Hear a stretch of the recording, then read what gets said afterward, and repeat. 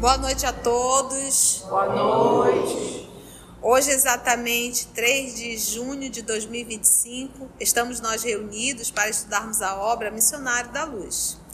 E nós vamos iniciar a fazer da nossa prece de gratidão. Vou pedir para a Naí fazer a nossa prece de gratidão.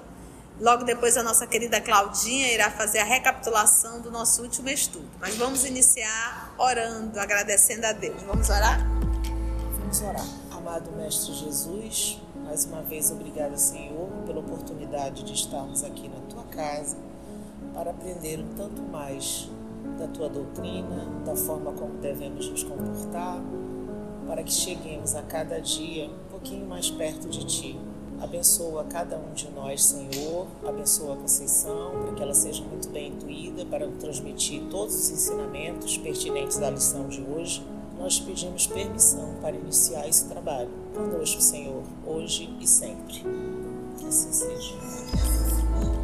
Obrigada, Naí. E aí, Claudinha, conta pra gente como é que foi. Vamos iniciar um novo capítulo, né? Isso, a gente finalizou semana passada, capítulo 16, incorporação. E na retomada do nosso estudo, o André, ele descreve, né, no texto, que a despeito de toda a harmonia, né, daquela atmosfera de harmonia, né, que foi preparada, que foi construída, elaborada com o trabalho da equipe do plano espiritual e os assistentes na casa espírita, ele diz que havia uma perturbadora expectativa em relação ao que aconteceria, ao que Dionísio falaria, como seria a comunicação de Dionísio, né? E ele fala que havia assim, uma expectativa de um Dionísio homem, né? A história desse homem encarnado, que viveu, enfim, mas o plano, os trabalhadores prepararam Dionísio espírito para essa comunicação, né?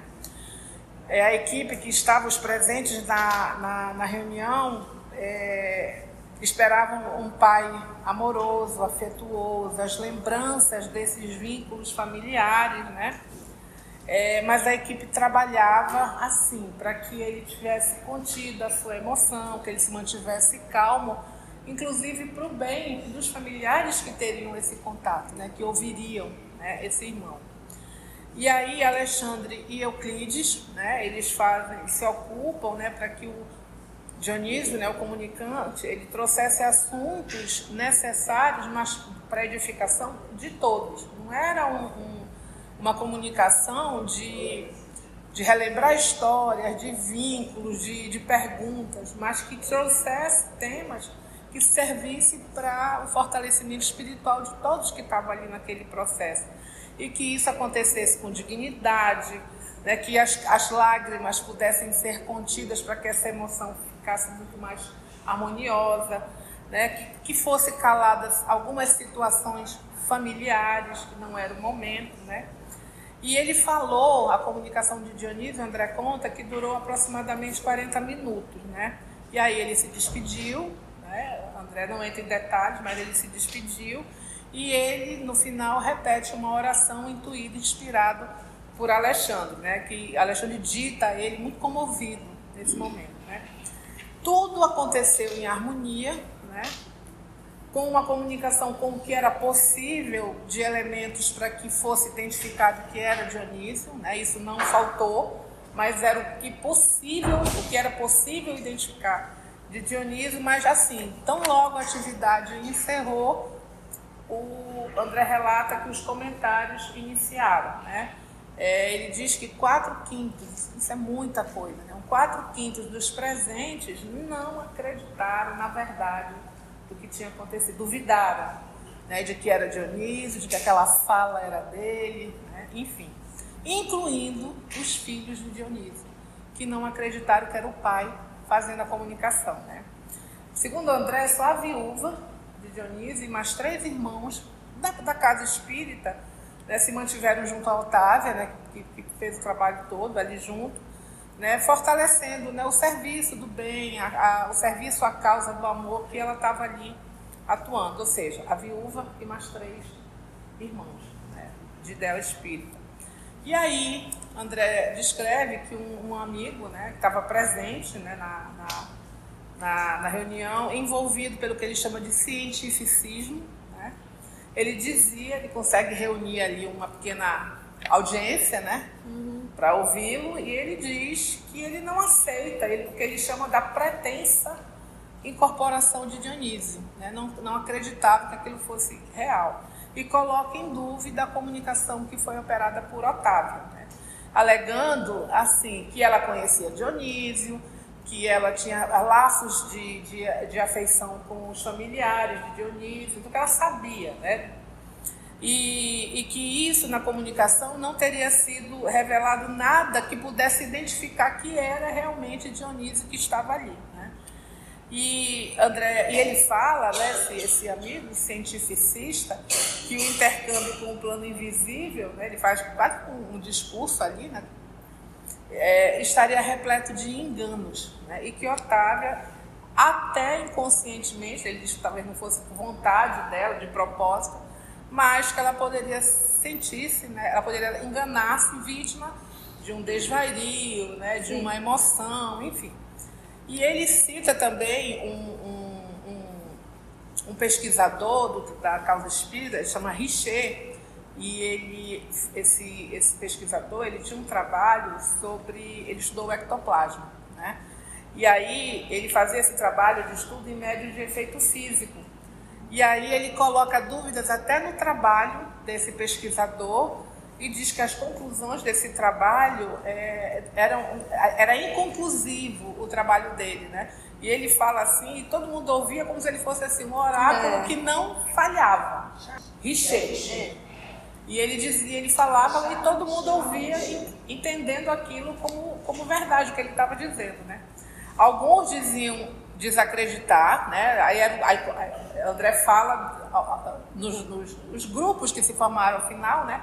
Alguns diziam não acreditar na verdade da comunicação, porque diz que a comunicação ela foi feita, ela foi repleta só de banalidade, de frivolidade, de coisas que não davam sentido para identificar que era Dionísio, né? Outros avaliavam que nem todos estão livres dos mistificadores, ou seja, ainda entenderam o processo como uma mistificação, né? Uma mistificação do plano invisível, uma atuação, né? E André, nesse momento, assim, muito desapontado, né? Ele diz assim que ele nunca tinha experienciado uma reunião mediúnica com tanta decepção, né, do que estava acontecendo, do que ele estava ouvindo, né? E que ninguém naquele grupo ali ao final parecia ponderar as dificuldades, por exemplo, que Euclides teve para fazer todo aquele processo, para construir aquela reunião, desde o momento em que eles foram conversar com Alexandre e tudo, né? A luta da médium, né, da Otávia, o esforço que foi, lembra que teve aquela situação com o esposo em casa, a luta que foi para que ela fosse para o trabalho, né, com todo o amor. E assim, como se os benfeitores estivessem assim, como servidores, né, dos caprichos das pessoas que estavam ali duvidando do que estava acontecendo. E aí Alexandre encaminha Dionísio para Euclides, para que ele reconduzisse, né, Dionísio para o seu lugar de origem, né? E aí ele percebe que André está assim espantado, está assim ressabiado com aquela história, e ele diz assim que os irmãos desencarnados, eles têm limitações clássicas, e ele fala do cérebro hipertrofiado, né, que é a incapacidade de conseguir pensar ou de repensar algumas situações, e o coração reduzido, né? Eu imagino o coração que não consegue amar, que não consegue se estender para compreender o que está acontecendo. Sentem pouco, esperam a compreensão alheia, né, do outro, mas são incapazes de compreender a situação do outro, né? E na saída, André diz que ele ainda ouve alguém dizer assim: todos têm o direito de duvidar. Ele ouve alguém falando, né? E aí Alexandre para e diz assim: é raro um companheiro que se sinta no dever de ajudar. E assim nós encerramos o capítulo 16. Que gostoso. Olha que recapitulação boa, Claudinha. Muito bom mesmo. Obrigada. E Alexandre estava errado? Não. Lá no início ele disse: ó, esse povo não está na hora não, né? Vamos lá então. Doutrinação Nosso irmão Augusto não pôde se fazer presente hoje, nosso amigo Paulo vai emprestar voz, nossa querida Carmen também vai emprestar voz aqui. Bora lá? Terminava os trabalhos de uma das reuniões comuns de estudos evangélicos, quando uma entidade muito simpática acercou-se de nós, cumprimentando o meu instrutor, que respondeu com espontânea alegria. Tratava-se de mãe afetuosa, que expôs, sem rebuços, as preocupações dolorosas que lhe assaltavam o espírito, solicitando o concurso valioso de Alexandre logo após as primeiras palavras. Ó meu amigo, até hoje permaneço em luta com meu infortunado marido. Não obstante meus ardentes esforços, o pobrezinho continua prisioneiro dos poderes sombrios. Entretanto, esperançada agora com a sua possível renovação, venho pedir-lhe a cooperação no serviço de auxílio à sua alma infeliz. Então, mãe, existe ex-mãe? Não. Nem no mundo espiritual. Mãe é mãe em qualquer lugar, não tem jeito, né? Olha lá. Olha, quer dizer assim, o pobrezinho, até hoje permanece em luta com o meu fortunado marinho, não obstante meus ardentes esforços, o pobrezinho continua prisioneiro dos poderes sombrios, né? Vamos ver. Interrogou o mentor solícito. Uma nova doutrinação? Disse a mãe angustiada, enxugando os olhos. Sim, já recorri a diversos amigos que colaboraram na oficina de trabalhos espirituais, onde conheço a sua atuação de orientador e todos se prontificaram a prestar-me o concurso fraterno. Então já foi atendido uma vez, né, o Marinho? E agora, novamente, uma nova doutrinação? Sim, tadinha. Já recorri a diversos amigos. Minha mãe oh meu Deus. Perguntou Alexandre. Nota em Marinho sinais evidentes de transformação interior? Ela respondeu em um gesto afirmativo com a cabeça e prosseguiu. Há mais de 10 anos, procuro dissuadi-lo do mau caminho, influenciando de maneira indireta. Por mais de uma vez, já o conduzi a situações de esclarecimento e iluminação, sem resultado, como é de seu conhecimento. Agora, porém, observo-lhe as disposições algo modificadas. Não sente o mesmo entusiasmo ao receber as sugestões malignas dos infelizes companheiros de revolta e de desesperação. Sente inexprimível tédio na posição de desequilíbrio e, vezes diversas, tem tido a satisfação de conduzi-lo prece solitária, embora sem conseguir furtá-lo ao fundo de rebeldia. Ou seja, já se percebe uma mudança no Marinho? Tá. Ele tá satisfeito? Não, Né? Ele já está insatisfeito, aquilo ele já está cansado. É esse o momento que Jesus mais gosta, né? É quando a pessoa começa a cansar. Olha o que o Alexandre perguntou, né? Ele já teve algum gesto, ele já teve alguma transformação interior? Gente, olha o tempo. Há mais de 10 anos procuro desviá-lo do mau caminho. Ela está há 10 anos lutando com esse filho no mundo espiritual, influenciando de maneira indireta. Ele diz, por mais de uma vez já o conduzia a situações de esclarecimento e iluminação, ela conduz ele a alguma situação que ele vai receber um esclarecimento, uma iluminação, mas nada. Agora, porém, observo-lhes as disposições algo modificadas. Ela diz que ele não sente mais o mesmo entusiasmo ao receber as sugestões malignas dos infelizes companheiros de revolta e desesperação. Ele sente um inexprimível tédio na posição de desequilíbrio. E vezes diversas ele tem tido a satisfação de conduzi-lo à prece, ele consegue até orar. Então a gente percebe já um movimento muito grande, esse é o começo. Então aí já começa a ver o movimento de predisposição do Marinho. Porque enquanto o espírito, o ser humano, ser encarnado ou desencarnado, enquanto ele sente muito prazer naquilo que faz, gente, não tem jeito. Por isso que a gente diz, quando é que a pessoa vai mudar? Quando ela cansou. Sabe? Quando ela não aguenta mais aquilo, ela já viu que aquilo não... Por mais que sejam coisas erradas que a gente está fazendo, que a gente até sabe, mas às vezes a gente sente um prazer naquilo. Não tem pessoas que dizem, eu sou assim mesmo, e comigo, se quiser gostar de mim, tem que ser assim. E a pessoa sabe que está errado. Entendeu? Então, porque no fundo, a pessoa sente um prazer de ser daquele jeito. Sente um prazer, inclusive, de ser apontada como chato ou chata. A coisa não é louca, né? Mas somos nós. Vamos lá. A venerável entidade imprimiu ligeira pausa à conversação, continuando em tom de súplica. Quem sabe terá chegado para ele o divino instante da luz íntima.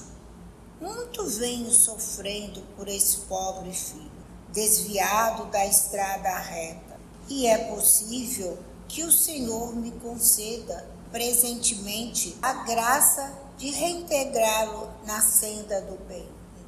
Para esse fim, estou congregando as minhas afeições mais puras. Então, o trabalho dela, né? Ela diz, ela não tá, tipo assim, ela não está sentindo nada, né? Ela está super feliz no mundo espiritual por causa do filho, é isso? Não. Ela está sofrendo danado. Pois é, por isso que ele diz assim, olha, quem sabe terá chegado para ele o divino instante da luz íntima, porque ele está começando a se incomodar, já até está fazendo oração. Ela diz, venho sofrendo por esse pobre filho desviado da estrada reta, e é possível que o Senhor me conceda presentemente a graça de reintegrar. Gente, 10 anos, né? E aí ela diz, para esse fim estou congregando as minhas afeições mais puras.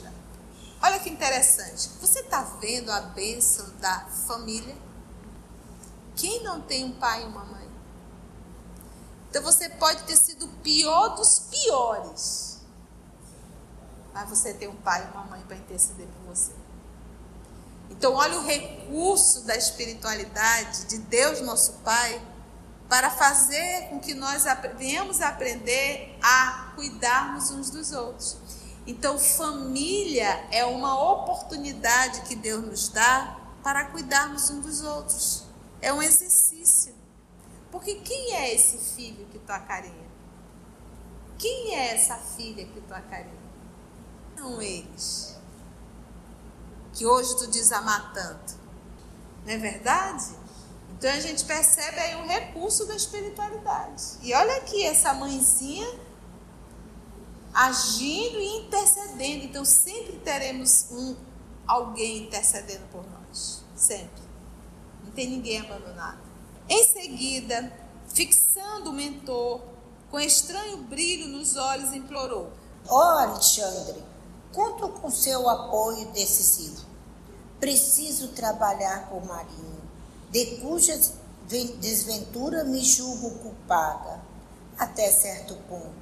E confesso-lhe, meu amigo, que me sinto cansada, em profunda exaustão espiritual. Imagina, 10 anos, está cansada. Quantas vezes ela tentou e ele caiu, tentou e ele caiu, tentou e ela caiu, ela já está cansada.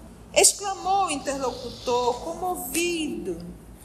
Compreendo a luta incessante para arrebatar um coração amado, prisioneiro das trevas, dá para esgotar a qualquer um de nós. Tenha calma, porém. Se Marinho permanece agora entediado diante dos companheiros de criminoso desvio, então será fácil ajudar-lhe o espírito, recolocando-o a caminho da verdadeira elevação. De outro modo, não me abalançaria ao concurso ativo.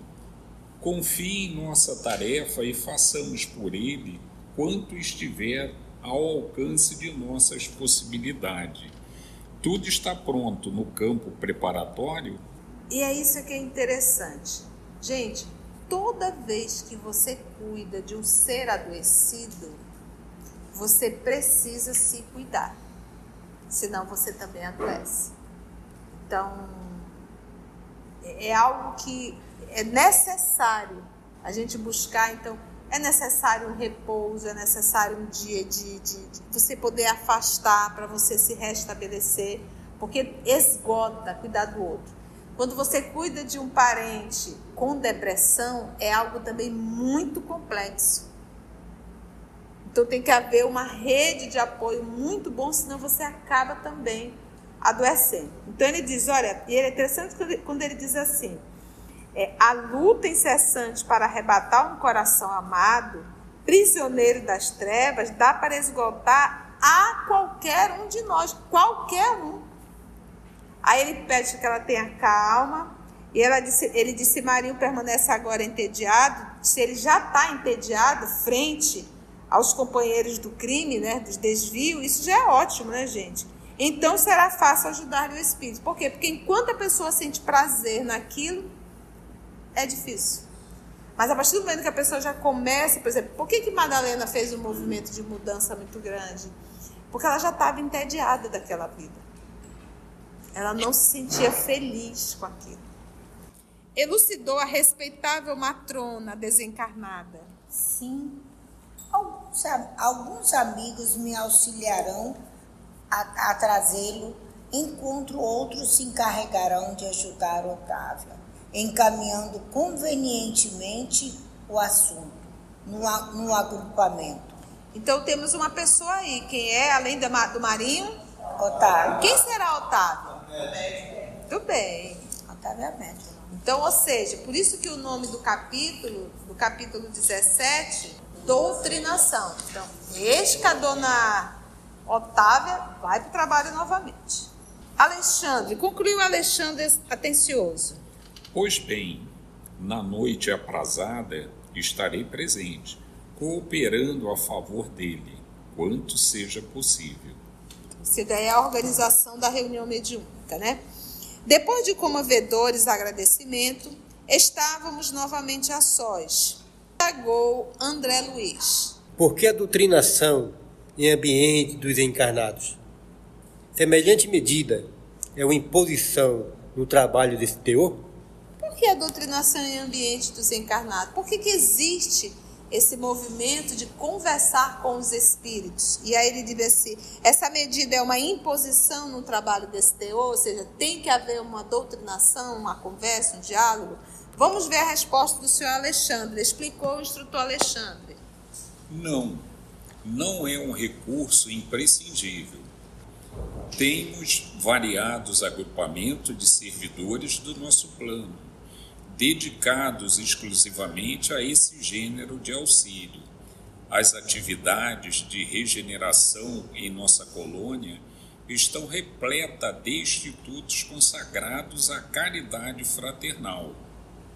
No setor de iluminação dos transviados, os postos de socorro e as organizações de emergência nos diversos departamentos de nossa esfera de ação contam com avançados núcleos de serviço da mesma ordem. Ou seja, no mundo espiritual tem um atendimento árduo para esses espíritos? Tem. Ficou claro isso? Tem e muito, né? Bora lá. Até aí estamos juntos? Sim. Em determinados casos, porém, a cooperação do magnetismo humano pode influir mais intensamente em benefício dos necessitados que se encontrem cativo das zonas de sensação, na crosta do mundo. Vamos parar aí para a gente comentar. Então aqui ele abre um parênteses. Oi Luiz. Essa pessoa está encarnada ou desencarnada? O Marinho? Se o Marinho está encarnado ou desencarnado? Quem é que vai se comunicar aqui? Pois é. Ele está encarnado, Marinho? A senhora tem que estar. E a mãe está desencarnada? É isso que eu estou entendendo. Você acha que está todos dois desencarnados? Vocês acham que está todo mundo desencarnado?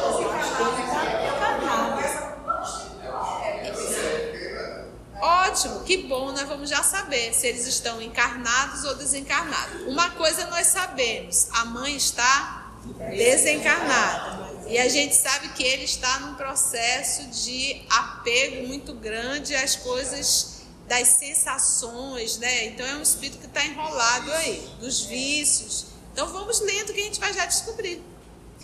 Então, no primeiro momento, falando, porque a pergunta do André Luiz é se é necessário as reuniões mediúnicas. Então, ele aqui está falando que existe, sim, no mundo espiritual, todo um aparato para atender esse espírito. Ou seja, não é imprescindível, né? Poderia muito bem ficar sem as doutrinações, que é a conversa com os espíritos. Mas ele levanta agora um tópico quando ele diz aqui, em determinados casos, ou seja, são todos... Porém, a cooperação do magnetismo humano, ou seja, do encarnado, pode influir mais intensamente. Então, não é que o do desencarnado não vai influir o trabalho, mas o do encarnado pode influir mais intensamente, aí ele diz, em benefício dos necessitados que se encontrem cativos das zonas de sensação na crosta do mundo. Cativo é o quê? Aprisionado. Então, está dizendo o quê? Que nas reuniões mediúnicas, muitas vezes é necessário atender determinados espíritos que estão cativos, ou seja, o espírito está desencarnado, mas agarrado e apegado às coisas da terra, física. E, além do mais, um corpo perispiritual muito denso, grosseiro. Então, o contato dele com o contato fisiológico do corpo do médium, isso vai auxiliar muito o processo de, vamos dizer assim, de compreender o que está se passando com ele. Aqui, quando fala da cooperação do magnetismo humano, é o que a gente estuda nos médicos, a questão do fluido animal, é necessário. É como se fosse assim, Rosiane, uma vez o espírito, quando ele tem contato com o corpo humano, ele tem certeza que ele está vivo. Então ele tem a sensação de estar vivo, vivo mesmo, entendeu? De estar conversando com o encarnado, e ele precisa disso. Ele precisa ainda, até para ele conseguir entender melhor o que está acontecendo, entendeu? É porque é aquela coisa, muitas vezes a gente desencarna, mas o nosso corpo espiritual é muito denso, a gente tem a certeza que a gente está vivo, de tão grosseiro que é, entende? E ele diz, aí ele continua, vamos lá. Mesmo aí, contudo, a colaboração dos amigos terrenos, embora seja apreciável, não constitui fator absoluto e imprescindível, mas quando é possível e útil, valemo-nos do concurso de médios e doutrinadores humanos, não só para facilitar a solução desejada, senão também para proporcionar ensinamentos vivos aos companheiros envolvidos na carne, despertando-lhes o coração para a espiritualidade. Olha, então ele diz assim, é imprescindível? Não. Eles podem muito bem atender no mundo espiritual e não precisar da nossa ajuda. Mas ele diz, mas quando é possível e útil, valemos quando é possível, ou seja, ter um médio, e útil para todos, para encarnados e desencarnados. E ele diz, valemos-nos do concurso dos médios e doutrinadores humanos, não só para facilitar a solicitação desejada, a solução, perdão, senão também, aqui vem acho que é o maior propósito, senão também para proporcionar ensinamentos vivos, porque a gente está ouvindo a dor do espírito sofredor. Ali a gente escuta a falta do perdão, ali a gente escuta o apego, ali a gente escuta o arrependimento, ali a gente escuta os vícios, tudo a gente escuta ali. Então é uma oportunidade que a espiritualidade que Deus nosso Pai nos dá, de nós ouvirmos ensinamentos vivos, dizendo, tá vendo, Conceição? É para cá que tu quer vir? Olha, tu tá vendo, Conceição? Olha a dor que você... Olha, tu tá vendo? Gente, quantas pessoas chegam sem entender que estão desencarnados? Quantas pessoas chorando, o espírito chorando, meu Deus, o que eu fiz da minha vida? Quantos? E a gente escuta ali o testemunho e não se toca? Choros como fosse suicida. Direto e indireto. Então é isso, são o quê? Ensinamentos vivos aos companheiros envolvidos na carne, despertando em nós o coração, o sentimento para a espiritualidade. Desperta, ó tu que dormes, entendeu? O mentor fixou um sorriso e prosseguiu. Ajudando as entidades em desequilíbrio, ajudarão a si mesmos. Doutrinando, acabarão igualmente doutrinados. Ajudando, a gente acaba nos ajudando. Conversando com o outro, a gente acaba aprendendo conosco também. Olha, Rosane, pelo tanto de espíritas que tem no Brasil, nós não estamos fazendo diferença no dia a dia. Nós somos espíritas, mas no dia a dia nós agimos como pessoas comuns, que não tivessem nenhuma informação espírita. Tá entendendo? Então a gente não faz diferença no trabalho. Achei interessante, semana passada, a gente ali na escola, né? E um jovem se exaltou comigo. Tadinho, não devia estar um dia bem, né? E eu deixei ele falar, ele exaltou, o professor interviu. E hoje era a mesma matéria junto. Ele estava tão cabisbaixo, a gente capta o pensamento, ele falou, ele não está legal. Ele quer pedir perdão. Aí ele se aproximou de mim no final, estendeu minha mão e disse, me desculpe, me perdoe. Você poderia ser minha mãe e eu fui muito grossa com a senhora. Eu disse, tudo bem, tu não devia estar no dia legal. Então a gente percebe, e é isso, se eu tivesse batido boca com esse rapaz, que espírita eu seria? Então o meu silêncio chamou a atenção dele. Talvez ele não estivesse pronto para essa resposta. Então é isso que eu não estou me colocando como exemplo, estou trazendo um exemplo em particular. Então será que nós espíritas, que o Brasil é onde tem a maior concentração de espírita, nós estamos fazendo diferença no nosso dia a dia? Não estamos. A gente faz o que todo mundo faz, grita, berra, xinga, perde a paciência, se desespera, não muda. Porque o que o Emmanuel diz? Que a maior caridade que nós podemos fazer com a doutrina espírita é a sua divulgação. E o que a gente diz? Qual é a melhor divulgação? O exemplo.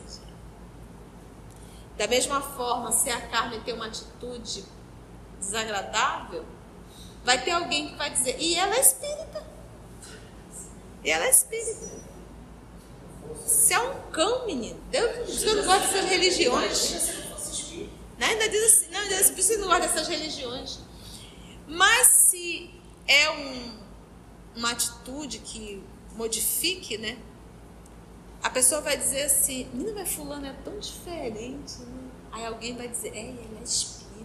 Então esse negócio deve ser bom. Da mesma forma, quando a gente é um cãozinho, que aí as pessoas vão nos encontrar e vai vendo que a gente está mudando, mas nossa, Naí mudou tanto, né? Agora ela está numa religião tal. Então isso é um processo que a gente vai aprendendo, que isso é o quê? Divulgação. Então, como espírita, nós temos recursos, nós espíritas, que grande parte da população não tem. Aí a gente pergunta, para quê? Para quê? Se no meu dia a dia eu sou uma pessoa materialista, agressiva, egocêntrica, imediatista, medrosa. Satisfeito com as elucidações, ou seja, com os esclarecimentos, as explicações recebidas, passei a considerar o caso pessoal da terna entidade que nos visitara. Por que permaneceria um espírito iluminado em serviços consecutivos por alguém que se comprazia nas sombras? Seria justo acorrentar corações maternais a filhos impenitentes? Olha, eu uso o termo acorrentar, né? O orientador, contudo, porque ela está cansada, né? Ela disse que já está cansada. O orientador, contudo, veio ao encontro de minhas interrogações explicando. Lembrando que ainda está em interrogação, se ele está encarnado ou desencarnado, Marinho, tá? Vamos ver. A dedicada amiga que nos visitou é uma pobre mãe, em luta depois da morte física. Perguntou André Luiz. A quem se refere na intercessão? A um filho que foi sacerdote na crosta. Ou seja, se ele foi, ele está encarnado ou desencarnado? Não tinha um personagem que dizia, deixa molhar o bico, né? Então vamos lendo que aí a gente vai entendendo. Então, Luiz, se ele foi um sacerdote, ele está o quê? Desencarnado. Subentende que ele está desencarnado. Ou então ele deixou a batina, né? Mas vamos ver. Também tem essa opção. Indagou André Luiz, profundamente surpreendido. Sacerdote? Esclareceu Alexandre. Sim, os desvios das almas que receberam tarefas de natureza religiosas são sempre mais graves. Existem padres que, contrariamente a todas as esperanças de nosso plano, se entregam completamente ao sentido literal dos ensinamentos da fé. Vamos parar aí. Ele citou o padre, mas ele começou falando de quem? Os desvios das almas, ou seja, espírito encarnado, alma, que receberam tarefas de natureza religiosa, são sempre mais graves. Então, imagina eu que evangelizo segunda, terça, quarta, quinta, sexta e domingo. Se eu caio em desvio, o que ele diz? A natureza da minha falta é muito mais grave. Entendemos isso? Então, o estado é muito pior. Por quê? Porque nós temos muito subsídio. E isso, gente, todos nós que somos trabalhadores, que já nos colocamos na condição de trabalhadores, nós somos esses seres vinculados à religiosidade. Né? E aí a gente pega tudo isso e joga para cima. Continua ele. Recebe os títulos sacerdotais como os médicos sem amor ao trabalho de curar, ou como os advogados sem qualquer espécie de devotamento ao direito. Então eu vou voltar aqui, que eu acabei não comentando, voltando ao mesmo parágrafo, mas quando ele diz assim, olha, os desvios das almas que recebem tarefas de natureza religiosa são sempre mais... Aí ele diz assim, existem padres, exemplo, tá? Mas padres, pastores, espíritas, contrariamente a todas as esperanças do nosso plano, ou seja, nasceu com tudo para dar certo. Tinha tudo para ser tudo show, a pessoa realizar o compromisso que tinha de assumir. Por isso que ele diz assim, contrariamente a todas as esperanças de nosso plano, se entregam completamente ao sentido literal dos ensinamentos da fé. O que é isso? Por isso que eu pego, né, a fala de Paulo, o apóstolo Paulo, a carta de Timóteo, a letra mata, o espírito vivifica. E ele falou isso porque ele era um doutor da lei. E naquela época, o que se fazia? Se estudava, se discutia a lei e não se vivia. Então aqui ele fala, se entregam completamente ao sentido literal dos ensinamentos da fé. Só isso, vivência nenhuma. Só o texto. Entendeu? Ao sentido literal, só o texto dos ensinamentos da fé, não a vivência. Que é esse o cuidado que nós temos que ter. Então, poxa, se eu estou aqui estudando, pegar as meninas, se elas estão editando, se nós estamos aqui com caneta na mão marcando, se nós ficarmos só nisso, vai ser só literal. Entendeu? Isso tem que fazer parte da nossa vida. E detalhe, se for só literal, nós vamos estar só repetindo o erro do passado, que isso aqui a gente já fez. Ou vocês acham que é a primeira vez que a gente tem contato com religião? Isso a gente já fez. Nós não vamos ler todo, viu? porque esse aqui a gente vai ticar bem ticadinho, mas aí ele diz assim, olha, o sentido literal dos ensinamentos: recebe os títulos sacerdotais como os médicos sem amor ao trabalho de curar. Entendeu? Recebe o título, tem um certificado, mas não tem amor pelo que faz, não tem o amor de curar. Ou como os advogados, sem qualquer espécie de devotamento ao direito. Você tem o título, mas não tem o devotamento. Não tem vivência. E como a gente tem aprendido, a diferença da informação e do aprendizado. Todo o aprendizado, quando ele existe, terá uma mudança. Se não há mudança, não tem aprendizado. O que eu tenho é só informação. Às vezes a vida nos dá uma sacolejada muito grande para a gente entender o quanto ela é pueril, o quanto tudo é muito breve. Aí a gente fica com a cabeça, não é assim, assim, assim. Volta a vida, volta o cotidiano, a gente volta a fazer tudo errado de novo. Então é como se a gente chegasse no mundo espiritual, eu te dei uma sacolejada lá. Lembra daquele período na cama? Lembra daquele período de hospital? Lembra daquele período de doença? Eu te mandei para te sacolejar. Porque ali naquele momento, se eu quisesse, tudo teria acabado. Então você permaneceu para quê? Para continuar sendo a mesma pessoa? Então é isso, a misericórdia divina espiritual ainda nos dá essa sacolejada para ver se a gente muda o rumo da vida que estamos levando, que está totalmente errado. E como diz o Evangelho, a dor é uma bênção que Deus envia aos eleitos. Então ele não adverte todo mundo, não.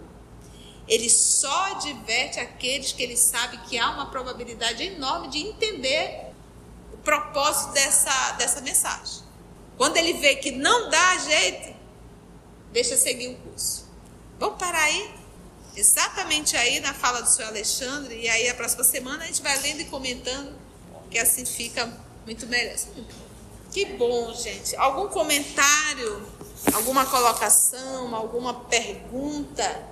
Todo mundo bem? Tudo tranquilo? Tudo tranquilo? Vocês dois. Dá uma tristeza, fica moada. Mas a gente tem que fazer diferença, né? E o Espiritismo, ele veio realmente para consolar, para nos dar maturidade de vida de relação. E também eu acho assim, de fundamental importância para que a gente perceba o quanto a gente se desvia sem nem perceber, sem nem levar em conta. É só aqui. Enquanto a gente tem que estar firme, orando e vigiando, como bem nos disse Jesus, né? Porque senão a gente vai cair mais uma vez. Olha, gente, refazer é muito mais complexo do que construir. Então, você fazer uma reforma numa casa, você estando dentro, nossa, é um tumulto muito grande. Então, é basicamente isso. Então, nós estamos acomodados e habituados a essas nossas personalidades. E a gente se identifica muito com elas. Então, uma luta enorme a gente refazer tudo isso. É uma luta enorme, né? Uma luta diária, é uma vigilância. É por isso a gente sempre lembrar, o autodescobrimento é a capacidade de conversar consigo mesmo. Então a gente precisa adquirir esse hábito, gente. Estar conversando, se autoavaliando, se ouvindo, se percebendo, se perceber, né? É isso. É uma uma forma que está muito machucadinha e que a gente está ali com o martelinho tentando tirar as partes que necessito para que esse molde possa ficar melhor. Se você chegou até aqui o final, deixa seu comentário. É muito importante a gente poder ler o teu comentário. Não esqueça de curtir para que possa divulgar a página. dá o seu like, né? E, se possível, faça a sua inscrição no nosso canal e toca o sininho. Porque quando você toca o sininho, o YouTube avisa para você quando o EOS publicar um novo estudo. Então, receba um grande abraço da família EOS Manaus.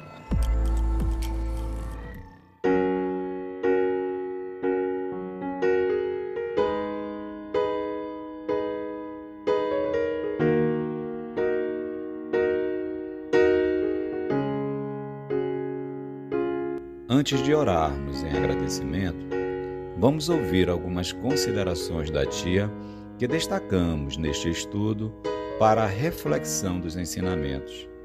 Vamos aos destaques da tia?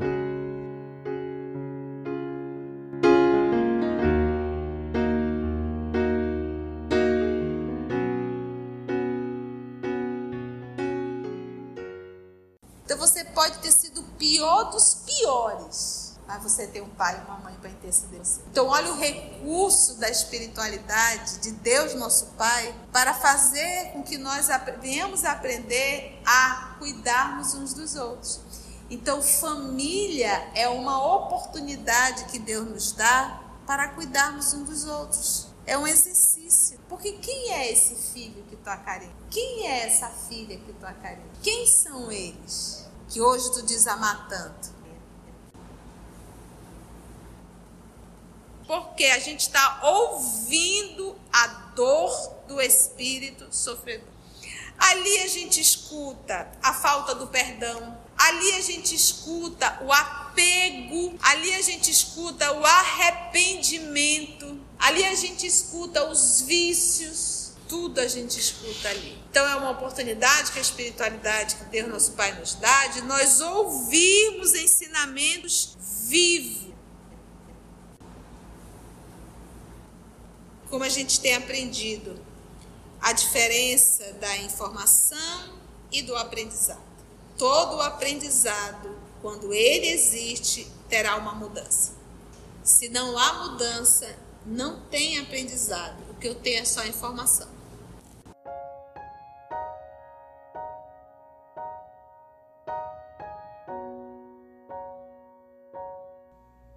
Assim, concluindo o nosso estudo de hoje, e agradecendo o nosso Mestre Jesus por mais este momento de aprendizado, vamos orar?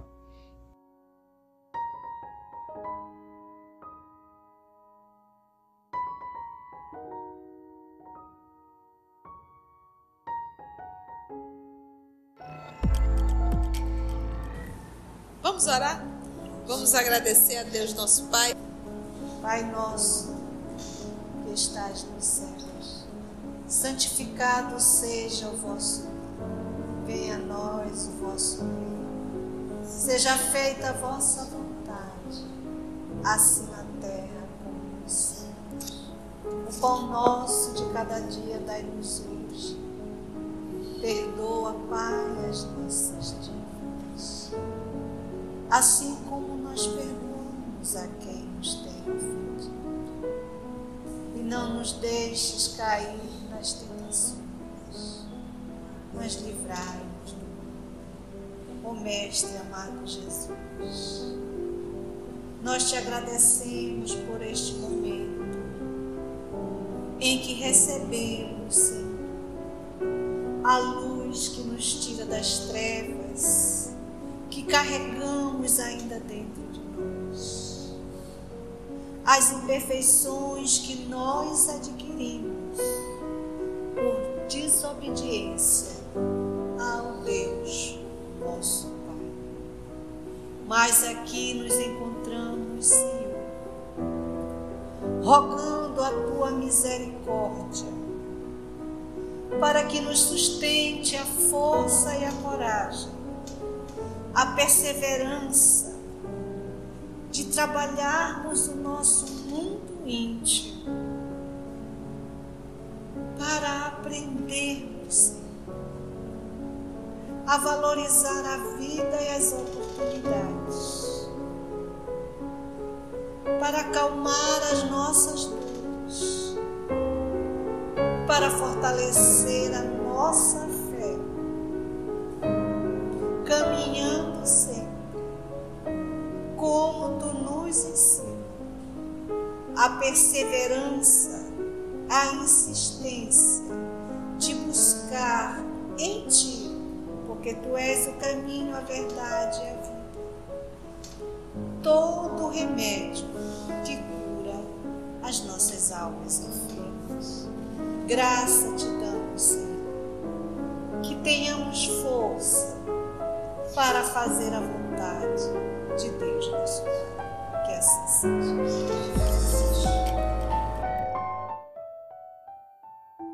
EOS Manaus.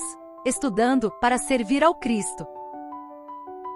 Visite nosso site em www.eosmanaus.org.